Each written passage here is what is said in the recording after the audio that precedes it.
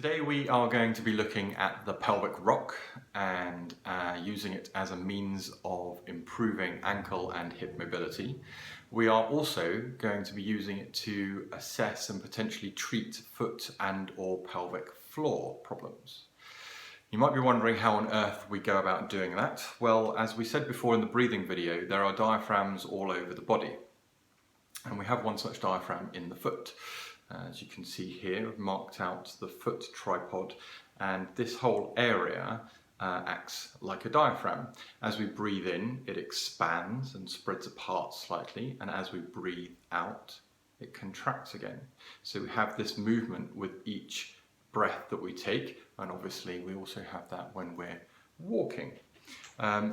Similar diaphragm in the pelvic floor. So we've removed the urogenital diaphragm from the front, and we have what people commonly refer to as the pelvic floor, the bottom of the pelvis. You can see it more clearly here. Now, one of the areas that we're going to concentrate on are these two bits here, where we have these silver bolts. These are called your sit bones. If I show you from behind, you can see them just here in relation to the coccyx, and from the front here and here in relation to the pubis. Okay, let's get on with the drill.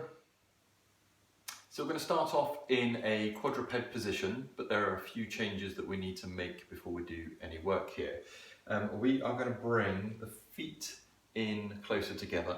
I'm going to take the knees slightly further apart, so slightly wider than hip width apart.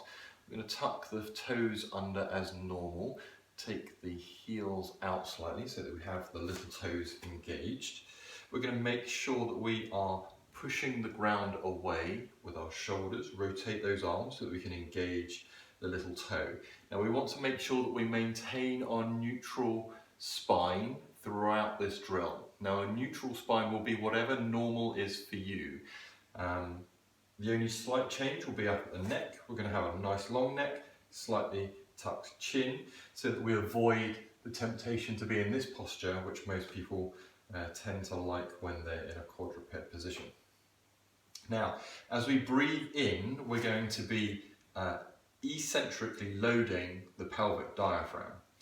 So, with our breath in, we are going to breathe into our lower abdomen, and I want you to visualize the sit bones moving apart laterally, so they're moving away from each other. We're also going to do the same with the lower ribs. We want those to be moving laterally. As we focus on the lateral movement of the lower ribs and the sit bones together, this helps cue the pelvic diaphragm correctly. As we do this, we're going to be moving backwards. So we're going to come back into this position. Now for me, that's as far as I can go without losing that lumbar curvature. Can you see here we've lost the curvature? So we're only going to come back as far as we can keep in a neutral spine. Okay? For the exhalation, we'll be moving forwards. We're going to exhale with a shh noise, the same as if we're telling somebody to be quiet. When we're doing this, the pelvic floor is contracting in a concentric manner, and we're going to zip up the core as we do so, and when we get to that end movement, the tailbone may tuck under just a little. So, what does this look like in reality? So, cue the little toes, cue the little fingers, we breathe in,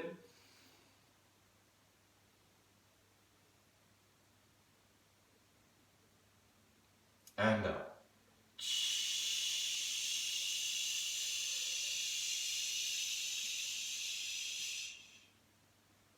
Breathe in.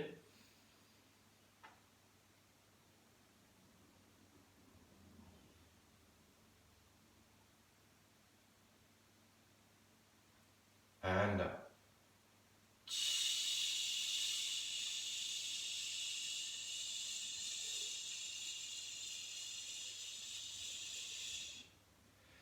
Now as we do this, we're looking to see if there are any changes in our breath. See if there are places that it feels like we get a little stuck, we want to breathe a little faster, we want to stop breathing.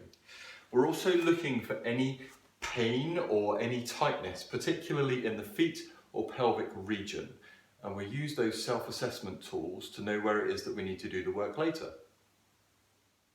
So off camera, spend a bit of time going through that drill to work out exactly where it is that my specific dysfunction appears to be. It appears to be the medial arch of my right foot in this extended inhale position just here. Okay, so using our self-care technique, we're going to go for the direction of ease first.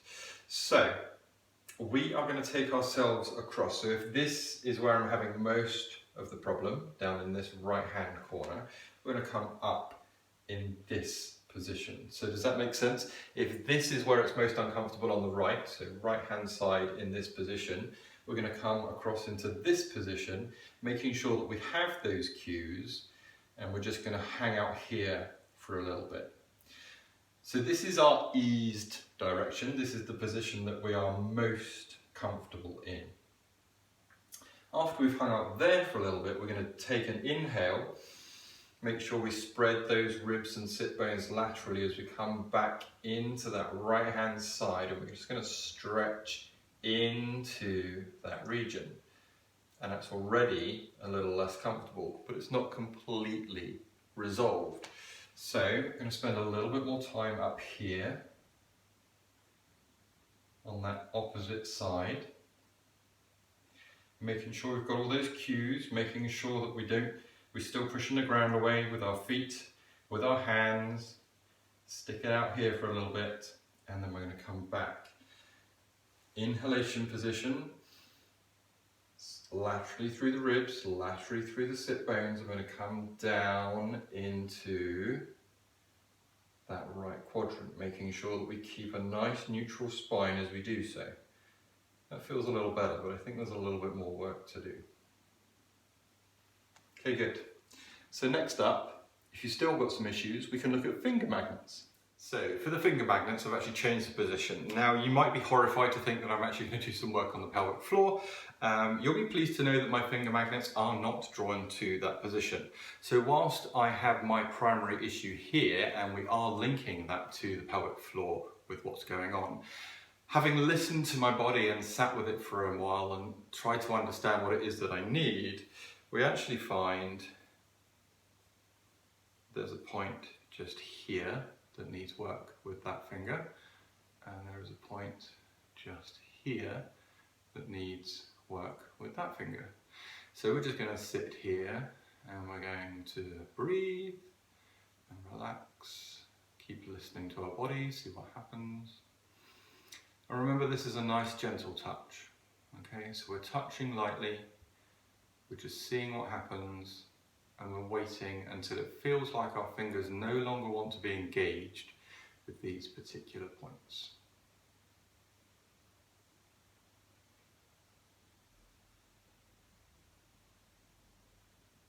Okay, good. So now we're going to go back, reassess, see how that feels in here, and we'll see if it's worked. So after our self-care routine, we're going to go back and see if there has been any change, adaptation as to what's happened with the self-care. So exactly the same as before, make sure all our cues are engaged. We take a breath in.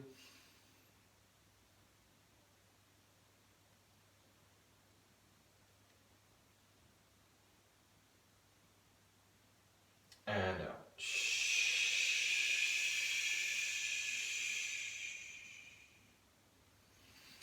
And that actually felt pretty good. It'd be interesting to see what the video shows. No pain in the foot. It felt like I was able to inhale a little easier as well. And no real discrepancy in my breath at the point that it was catching last time. So overall result. Let me know how you get on. Any questions, then let me know. Okay, so I hope this helps either with your foot or pelvic floor dysfunction, as well as any ankle or hip mobility issues that you may be experiencing at the moment. One thing I wanted to add at the end of this video, if you've had any pelvic floor trauma, so by that I mean any medical procedure or surgical procedure or cosmetic procedure or any other pelvic floor trauma where there might be scar tissue, it may be that what you're doing with this drill may not help too much. If that's the case, please feel free to reach out to me or any one of my colleagues who can help you specifically with what's going on with that case.